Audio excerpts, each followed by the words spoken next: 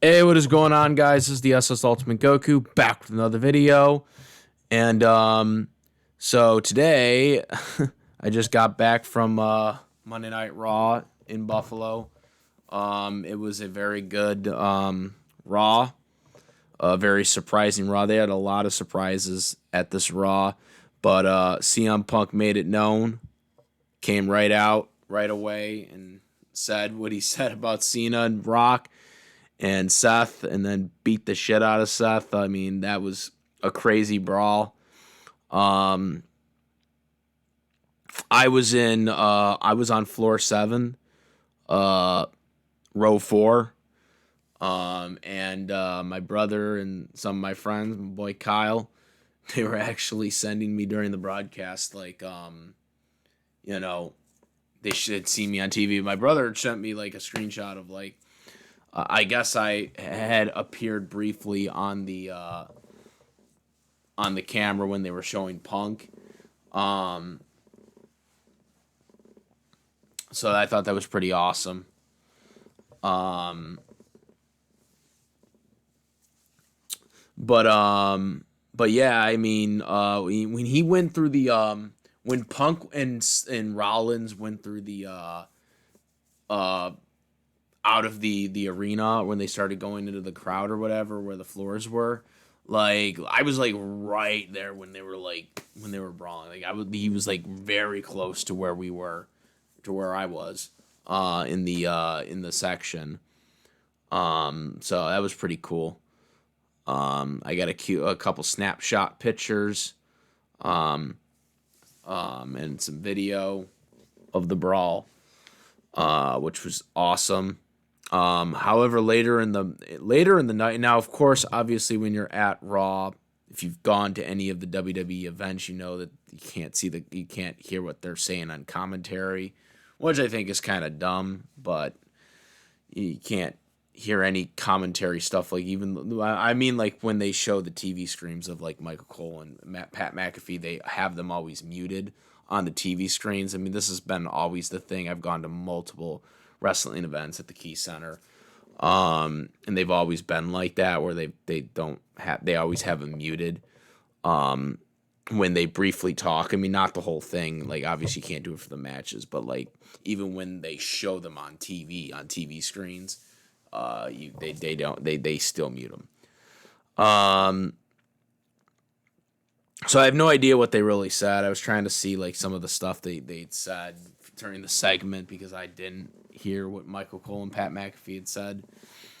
But basically, Adam Pearce announced that they were going to do a steel cage match next week in MSG, with Punk and Seth, which is a quite interesting decision because if you're going to do another match with them on Raw next week, that would imply they're probably not going to wrestle one-on-one at WrestleMania, which again opens the theory of the triple threat. Um, which again I don't want, because Roman is probably going to interfere in that match.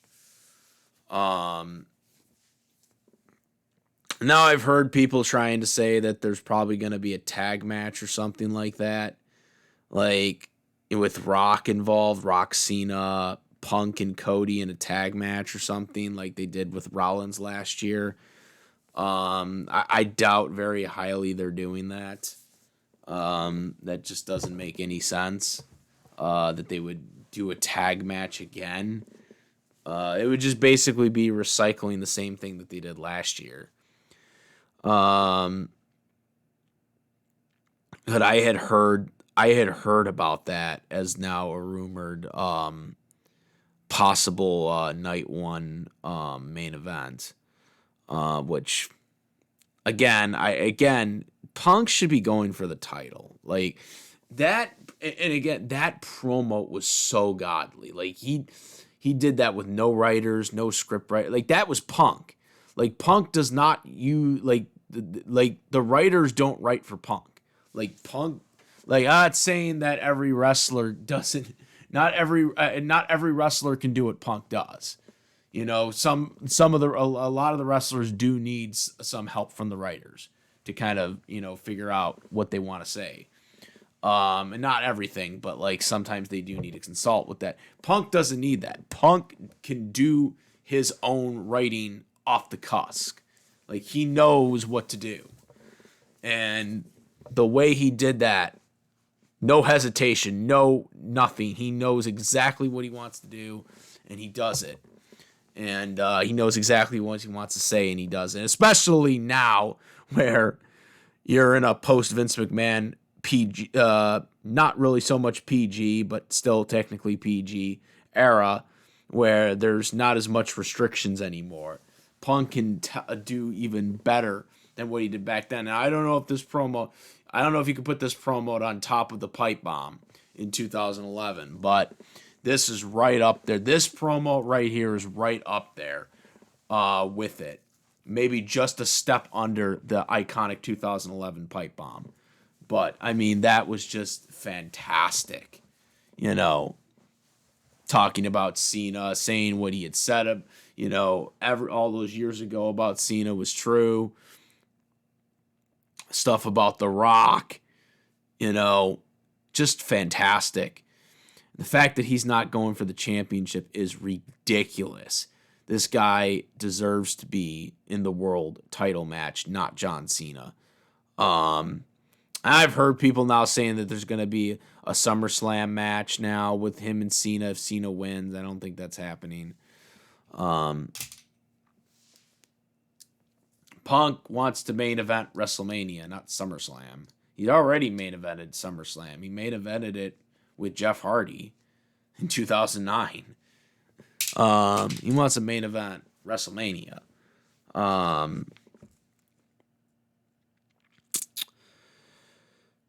But yeah, the CM Punk thing was, they did that at the start of the show, and that was the best part of the show. The main event was Io Sky. I was surprised we had 3 title matches, which is really surprising. But they did the title match with Io Sky and Rhea Ripley, and Rhea Ripley lost, and I was surprised by that one. I don't get like why they went with Io here. But I can tell you, being at the arena, people were cheering for Rhea Ripley. There were some pops for Io, but it was not nearly the same. It was like completely in on a different level. People at the arena were not as happy that Rhea did not retain. So it was that was a big shock to me. Now they're probably gonna do a triple threat, but I just think that the storyline is kind of flat now. I mean, it appears that Bianca is turning heel. From what she did, which is kind of interesting that they're turning Bianca heel after Jade came back and they did that whole thing with Naomi. And I'm like, because I'm pretty sure the whole idea is that Naomi was the one who did it. And that's why Jade attacked her. But now I don't really know what they're going for with Bianca possibly turning heel here. But if with Io Sky winning the championship now, does that mean she's going to retain at WrestleMania now? Like, because, like, it's really weird that they went with this approach. But it does create the element of unpredictability, because I'm assuming that most people thought that Rhea was going to retain, the status quo, basically, for WrestleMania. And that didn't happen. I thought that, if they were going to do a triple threat, it would have been like a double disqualification. And it looked like, Rhea was going to win by disqualification because Bianca did attack her and the referee did witness it, and yet they didn't call for the bell, which is, again, something very unusual. Maybe that would be used towards the storyline. I don't know. But yeah, I was kind of surprised by that. We didn't get Randy Orton in this. Though I think Randy Orton. Well, no, Randy's technically isn't Randy technically SmackDown though, so that might be why. Um, Not that it really matters at this point because I mean, let's face it. Is there really any canonized brands at this point? I mean, like they say that there's a SmackDown and Raw brand, but I mean, yet we see people show up on various different shows here and there, anyways. And I mean, like the Chambers were interpromotional. You know, they don't like strict the SmackDown and Raw superstars in between each other like they used to for the chamber matches and stuff like that. So, I mean, at this point, does it even really matter? I think they're just do the brand things at this point because that's what the networks want, or the streaming service in this case, streaming and the networks, because that's pretty much they pretty much all want the same people, and so they just try to kind of mediate it because at the same time they want brands, but the brand split is just redundant at this point. Um, but yeah, I don't know what the plan now is for CM Punk. If he's facing Seth now, or he's placing him next week again. Again, this could lead to Roman, and that leads to a 3-way. Or they have something else in mind for Punk. If he beats Seth.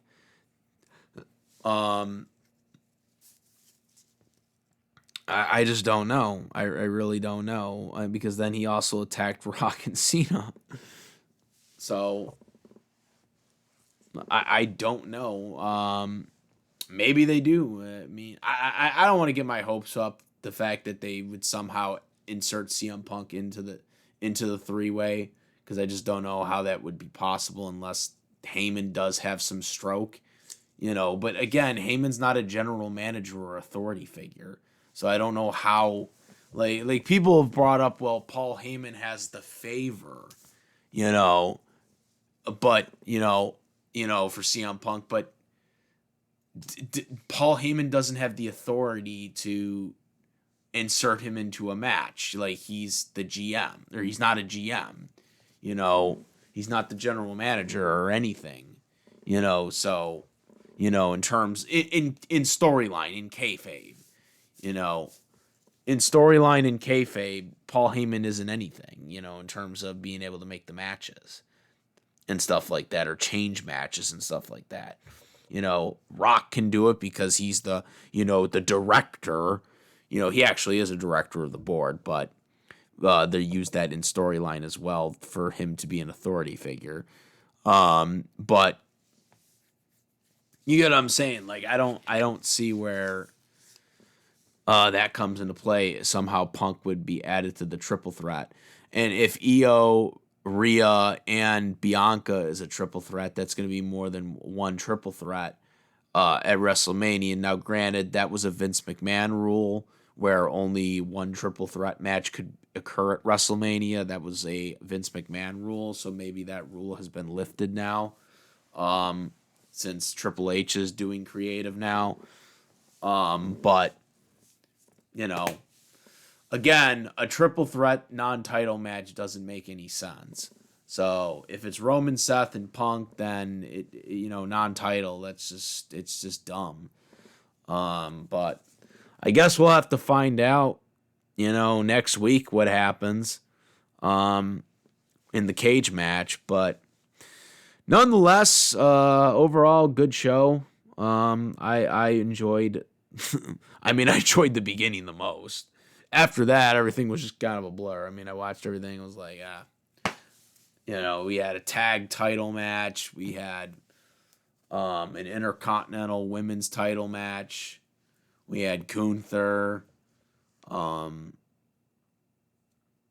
But the Punk thing topped everything. So, Io and Rhea was a good match too, but I mean, the Punk segment topped everything. Like, that was just crazy. That was just crazy. But yeah, that's it, guys. Comment, rate, if you video my videos. Please subscribe, hit the notification bell for these contents. Thank you, and that's about it, guys. I'm the S. Sultan Gokum out of here. Peace.